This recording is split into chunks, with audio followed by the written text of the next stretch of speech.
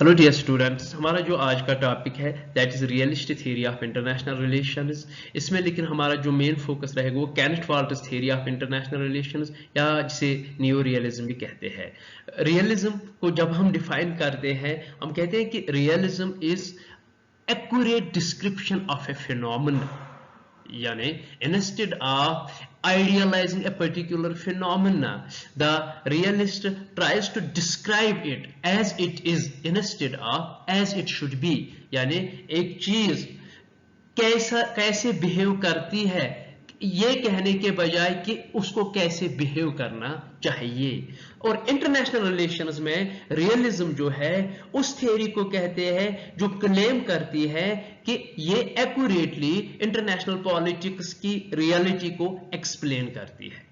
और यहां पे जो इसका मेन फोकस है, it tries to find out the basic principles of international politics कि कौन से ऐसे फैक्टर्स है, कौन से ऐसे कंस्ट्रेंट्स है, कौन सा ऐसा क्राइटेरिया है जो डिटरमाइन करता है एक रियासत की बिहेवियर को, एक रियासत के बिहेवियर को कौन कौन से फैक्टर्स इफेक्ट करते हैं, कौन कौन सी मोटिवेशन होती है जो रियासत के बिहेवियर को डिटरमाइन करते हैं। और ये भी एक तो ह्यूमन नेचर की इन्वॉल्वमेंट क्या है, स्टेट जो इंटरनेशनल स्ट्रक्चर है उसकी इन्वॉल्वमेंट क्या है, ये चीजें जो है realistic theory of international relations में हम पढ़ते हैं।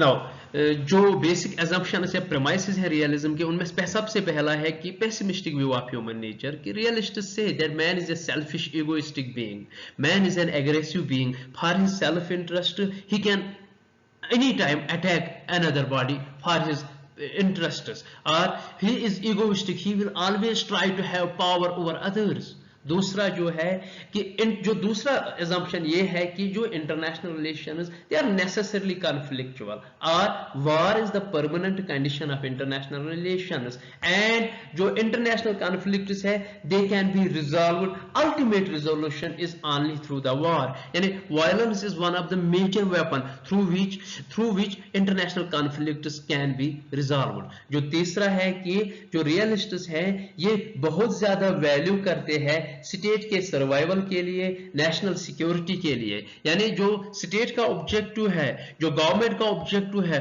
वो हमेशा ये होना चाहिए कि उसकी रियासत को सिक्योरिटी मिले, उसकी जो यूनिटी एंड इंटीग्रिटी है उसको मेंटेन किया जाए, और जो रियासत का सर्वाइवल है उस चीज को इंश्योर किया जाए। और जो चौथा बेसिक जो assumption है रियलिज्म की, ये दे डू नॉट बिलीव कि जिस तरह से डोमेस्टिक लेवल पे पीस कायम है, जिस तरह से प्रोग्रेस है एक डोमेस्टिक लेवल पे, कि इसी तरह से हम इंटरनेशनल लेवल पे भी अमन कायम कर सकते हैं, इसी तरह से हम इंटरनेशनल लेवल पे भी प्रोग्रेस हासिल कर सकते हैं। दे डू नॉट बिलीव कि डोमेस्टिक लेवल पे पॉसिबल है अमन कायम करना, लेकिन इंटरनेशनल लेवल पे it is impossible to maintain peace. Realists का जो बेसिक थीम है वो ये है कि हर इंसान जो है उसका सेम नेचर है, हर इंसान ये चाहता है कि वो आगे रहे और दूसरा इसके पीछे चले, यानी हर इंसान ये चाहता है कि वो ड्राइवर सीट पे रहे और बाकी इसके पीछे चले। हर इंसान ये चाहता है कि उसके पास पावर हो, वो डोमिनेट करे और उस पे कोई डोमिनेट ना करे। तो इसकी वजह से जो ये कॉन्फ्लिक्ट है वो इनहेरेंट है, वो आने वाला जरूरी है, क्योंकि हर इंसान चाहेगा कि उसे कोई डोमिनेट ना करे, वो दूसरों को डोमिनेट करे, जिसकी वजह से कॉन्फ्लिक्ट होगा। और चूंकि स्टेटस को यही लोग रिप्रेजेंट करते हैं, that is why they believed that state also is egoistic in nature. State also believes that it should dominate others and others should not dominate it. Hence, international relations are conflictual in nature. Now realism के दो schools of thought है, एक है classical realism, दूसरा है new realism जिसको हम modern realism भी कहते हैं। नाउ क्लासिकल रियलिस्ट जो है वो इंटरनेशनल रिलेशंस की जो कॉन्फ्लिक्चुअल सिचुएशन है कि क्यों दुनिया में जंग हो रही है, क्यों वार एक परमानेंट कंडीशन है इंटरनेशनल रिलेशंस का, इसके बिहाइंड जो रीजन है वो ह्यूमन नेचर है।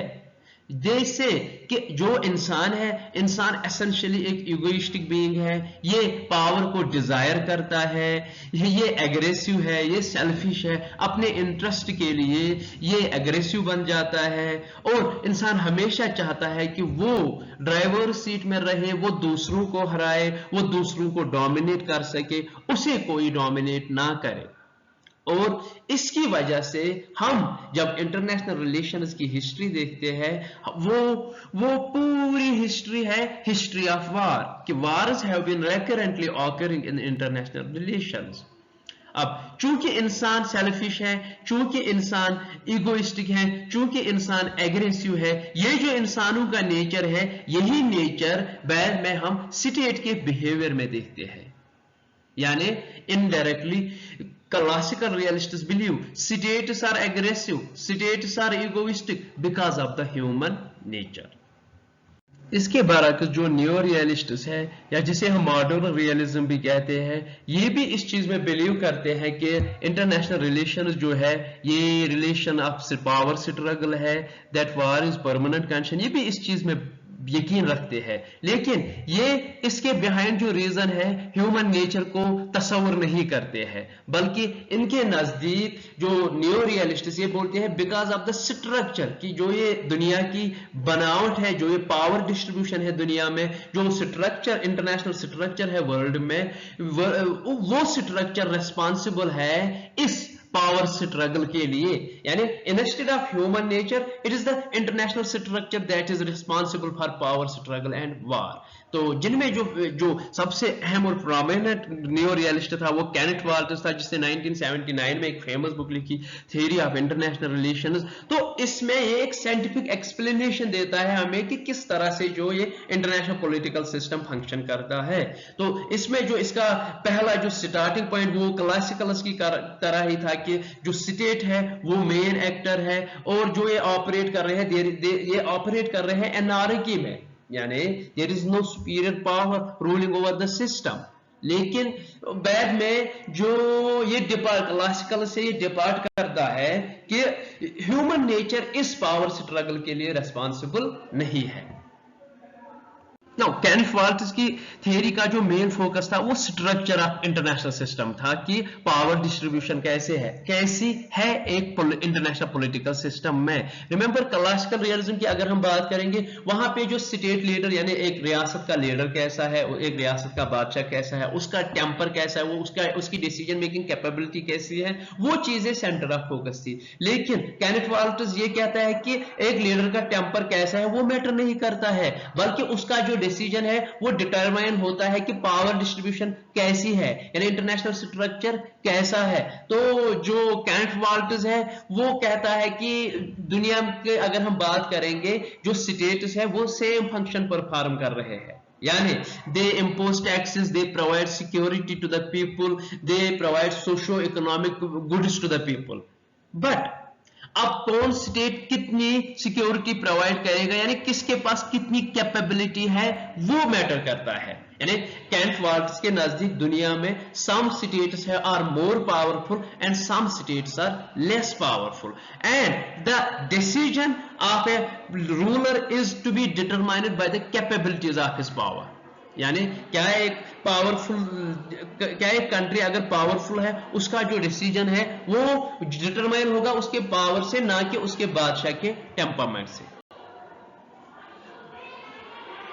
अब जो केनेथ वाल्टर्स के दो मेन फीचर्स है, वो पहला ये है कि एनार्किक कंडीशन, यानी दुनिया में एनार्की है, एनार्की इन द सेंस कि कोई सुपीरियर पावर नहीं है कि जो कि स्टेट्स के बिहेवियर को कंट्रोल कर सके, यानी या जो कि अगर दो स्टेट्स के दरमियान कॉन्फ्लिक्ट है, उस कॉन्फ्लिक्ट को रिजॉल्व करने के लिए या उस कॉन्फ्लिक्ट को रिजॉल्व करने के लिए कोई अथॉरिटी नहीं है, या बाद में अगर कोई अथॉरिटी है उसने डिसीजन लिया तो उस डिसीजन को इंप्लीमेंट करने वाली कोई इंस्टीट्यूशन नहीं है, कोई ऑर्गेनाइजेशन नहीं है। Therefore, यानी status has to rely on the self help. और जो दूसरा है वो है कि world politics या international politics is characterized by unequal distribution of power. यानी some states are more powerful and some states are less powerful. और दुनिया में जो states powerful states है, they impose the world order inconsistent with their interests. यानी जो उनके interest में है उसी चीज के कंसिस्टेंसी, उसी चीज के मुताबिक वो एक वर्ल्ड ऑर्डर क्रिएट करते हैं. यानी power is the key factor in the international relations. Power distribution is the key factor in international relations. यानी whether a world is unipolar, whether a world is bipolar और whether is world is multipolar defines the decision making of the state. यानी एक रियासत का behaviour determine होता है depending upon the power distribution. क्या यानी रियासत की फॉरेन पॉलिसी कैसी डिसाइड होगी, क्या दुनिया में यूनिपोलरिटी है, बाइपोलरिटी है या मल्टीपोलरिटी है, ये चीज डिसाइड करती है, ना कि उस रियासत कोई और फैक्टर लाइक उस रियासत के बादशाह की पर्सनैलिटी फैक्टर एक्सेट्रा.